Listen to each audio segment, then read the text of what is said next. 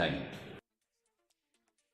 The Assembly of God Secondary School, Siejlieh has cemented its reputation for academic excellence, particularly in science.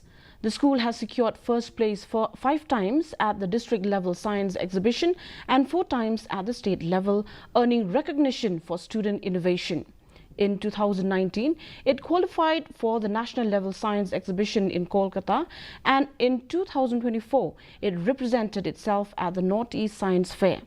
This year, Class 10 student Kanwanwat Thirnyang continued the school's legacy, winning first place at the district level in 2023, 24 and 2025, and securing top honors at the state level in 2023 and 25.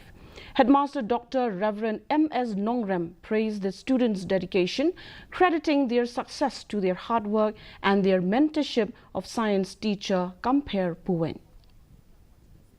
Kajing minon, da kajing kit kia jung ki kana school jungi, hoi boleh lo ai ki ya ka sap par kajing smotho, ba nalor rang taro, belai ro no hikai jungi, ubala guide ubala alam ya ki, talenti ka ba day bakin poi se ka thong jong ka jing job